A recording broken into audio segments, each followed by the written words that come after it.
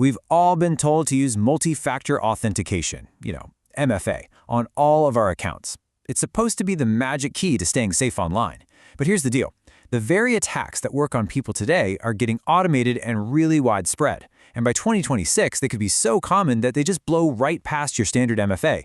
So today, we are going to break down exactly how your MFA can be compromised and, way more importantly, what you can actually do to build a truly secure digital life. So let's just dive right in.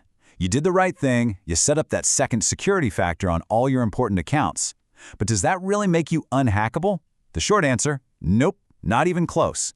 Let's dig into why. Because, understanding the weaknesses is always the first step to building real security. All right, here's our game plan for today. We're going to kick things off with why MFA is still absolutely essential. Then we'll climb what I call the MFA protection ladder to see how the different types really stack up against each other. After that, we'll expose the cracks in the armor, all the clever ways hackers get around it.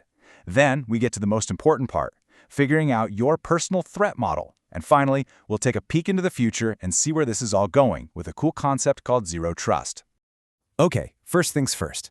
In today's world, passwords by themselves are just not enough. It's that simple.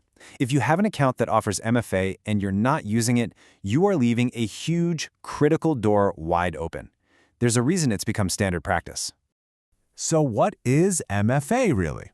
Well, it's just adding a second layer to your login. The system needs two different kinds of proof that you're actually you. The most common combo is something you know, which is your password, plus something you have, like one of those temporary codes from an app on your phone. Now, the reason MFA is so necessary comes down to one really bad human habit, password reuse. Come on, we all do it. We use the same password on a bunch of different websites. The problem is, if just one of those sites gets breached, and believe me, they get breached all the time, attackers now have the key that can potentially unlock all of your other important accounts. So once you decide to use MFA, which you absolutely should, the next really important question is which kind? Because, and this is key, not all MFA is created equal. There is a massive difference in the level of protection you get from the different methods out there. Think of it like a ladder. At the very bottom rung, you've got SMS text messages. Now look, it's better than nothing, but it's really vulnerable to something called a SIM swap, where a hacker basically tricks your phone company into giving them your phone number.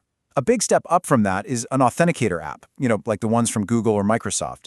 And then at the very top of the ladder for personal security, you have physical hardware keys. These often need your fingerprint, which makes them pretty much impossible to break into without actually stealing the key itself. All right, so you've climbed the ladder. You're using a strong authenticator app, maybe even one of those cool hardware keys. You're totally safe now, right? Well, not so fast. Really determined attackers have some clever ways to get around even these strong defenses. One of the most common tricks is just brutally simple. It's called MFA bombing or MFA fatigue. An attacker gets your password, and then they just start spamming your phone with login approval requests. We're talking hundreds of them. The whole idea is that you'll get so annoyed, so tired of the buzzing, you'll just hit approve to make it stop. And all it takes is one little accidental tap. But there is a much sneakier and, honestly, a more dangerous attack. It's called session hijacking or cookie theft. See, after you log in with your password and MFA, your browser saves a little file called a session token, or a cookie, that basically keeps you logged in. If a hacker can steal that cookie, maybe through some malware or a phishing link, they don't need your password or your MFA anymore. They can just use that stolen token and take over your session. And this is the truly scary part. Once that token is stolen, an attacker can just pop it into their own browser, and to the website, it looks just like you. They can literally pick up your session right where you left off. It's kind of shocking how simple it is for them to do. Okay, so if even strong MFA can be bypassed, what in the world are we supposed to do? This brings us to probably the single most powerful concept for your own personal security, understanding your unique threat model. This is the crucial mindset shift you have to make.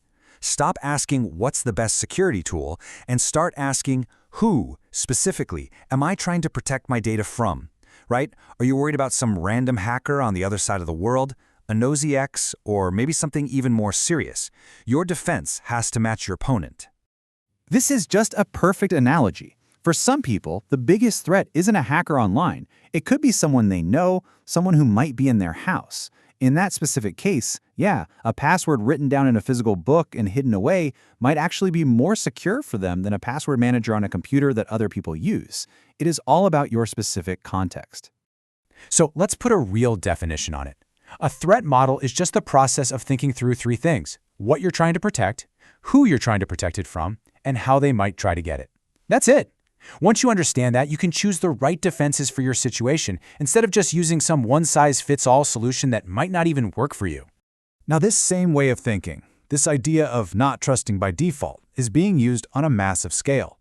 For big companies and organizations, this whole philosophy is the future of security, and it's called zero trust. The old security model was kind of like a castle with a moat. Once you got past the front gate and inside the walls, you were pretty much trusted.